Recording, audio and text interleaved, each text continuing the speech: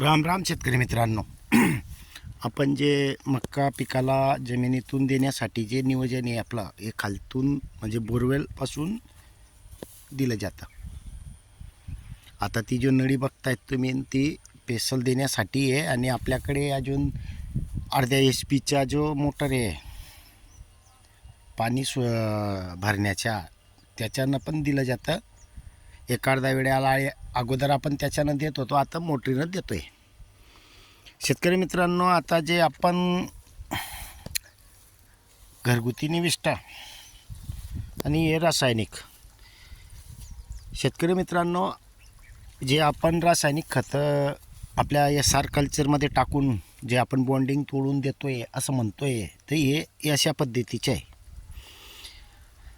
आता आपण जे काल खतं टाकलेली होती, आता त्याचं आपण विशेष म्हणजे जेव्हा आपण खतं टाकली त्या वेळेला हलवून दिलेलं होतं फक्त. त्याच्यानंतर आपण आता खालती आलेलो आहे. आता पाहतोय आपण, तर बघू शकताय तुम्ही खालतून वर काही एक न करता बुडबुडे चालू झालेले आहेत. आणि जे खतांचा जो भाग म्हणजे खतांची जे घाण असते ती बघा कशी आलेली असते वरती, आणि वास पण एकदम वेगळा येतो. आता हे कालच टाकलेलं आहे विशेष म्हणजे, तेव्हाशी प्रक्रिया चालू झालेली आहे. बघा कसं उमटतं आहे आणि आवाजसुद्धा आपण ऐकू शकतो आहे. आता ज्या शेतकऱ्यांना नाही म्हणता येणार, जे काही वापर करतात त्यांना अनुभव आहे. जे वापरत नाही त्यांच्यासाठी खास करून बघू शकतायत तुम्ही की फक्त आपण हात थोडेसे हे केलेले आहेत, तेव्हाशी कसं काम फास्ट चालू होऊन जातं आहे. आता या बॅरलमध्ये वरतून थर आलेला आहे, पण आतमध्ये कधी आवाज येत असेल तर समजेल तुम्हाला. आता आपण याला थोडंसं धक्का मारू पायानं, की जेणेकरून काय होतं तर बघा आवाज, त्याची प्रक्रिया किती बदलली.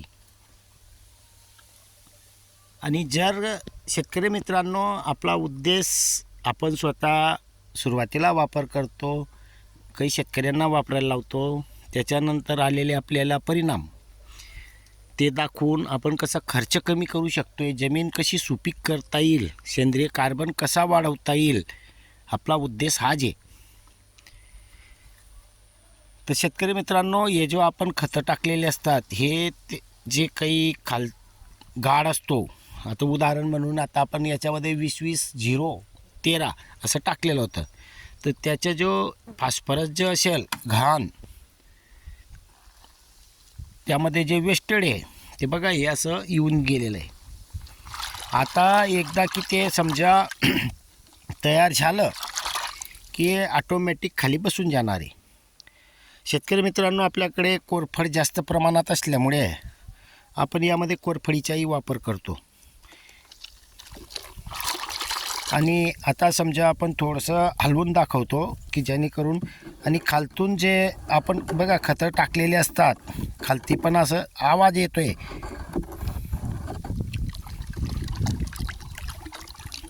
आणि शेतकरी मित्रांनो, आपण सर्व काही खतं जे देतो ते सांगतो, आणि जे रिझल्ट भेटत आहे तेही दाखवतो आपण. असं नाही की बा उत्पन्न पिकं भारी असतील तेच दाखवून द्यायचे, आणि जे काही हलके ते नाही दाखवायचे. आपल्याला ते जमतच नाही. जे आहे ते समोर काढून मोकळं करून देतो आपण. बघा किती हे झालेलं याच्यात, आणि पूर्ण अर्क वास आता बेस्ट वास येतो आहे, पूर्ण अर्क निघून गेलेला आहे. आता उद्याला सोडायला अडचण नाही आहे, तयार झालेलं आहे. यामध्ये दगडांचा अर्क, आता जे आपण काही दगडं टाकलेले आहेत, फरशा टाकलेले आहेत, हे सर्व इथे टाकलेलं असतं. आणि शेतकरी मित्रांनो, आपल्याला हात घालायला काही एक अडचण नाही. आता हे लोखंड जे आपण होल पाडतो सबमेनवर, त्याचं बघा किती काळसर, आणि याचा कलर एकदा की हाताला लागला की तो कलर निघत नाही. बघा याची किती कंडिशन खराब करून टाकलेली आहे.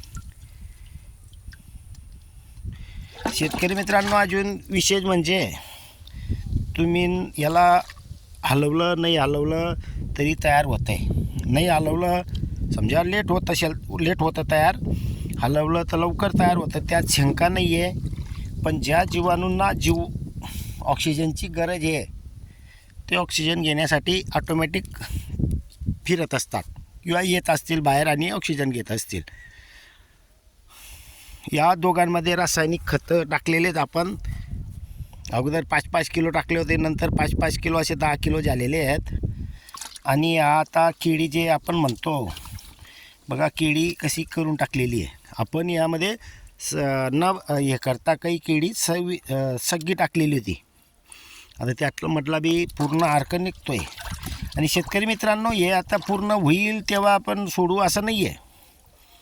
आता समजा आपल्याकडे आता हे तयार झालेलं आहे, समजा भरपूर दिवसाचे झालेले आहे, आपण याच्यामध्ये आणून केळी टाकून देतो. आपल्याकडे एक फिल्टर आहे, ते फिल्टर बसवलं की यातून आपण 100 लिटर सोडून देतो आहे आणि नंतर परत पाणी आणि गूळ टाकतो आहे. फक्त ते तयार होत राहतं आहे आणि वास तर एक नंबर येतो याचा. तर शेतकरी मित्रांनो, आपल्याला खर्च कमी करून चांगलं उत्पन्न कसं घेता येईल यावर लक्ष देणं महत्त्वाचं आहे. कारण आजच्या कंडिशनमध्ये कधी बघितले तर भावांवर सगळंच बोलतात. भाव पाण्यापेक्षा, आणि ते आपल्या हातात पण नाही आहे, किती ओरडले तरी काही उपयोग होणार नाही किंवा होत नाही. त्यापेक्षा खर्च कमी करून कसं आपलं उत्पन्न येईल यावर लक्ष द्या.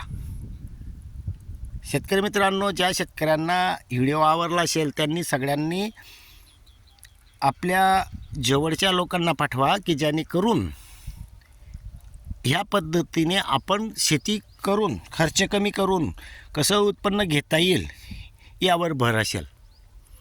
धन्यवाद.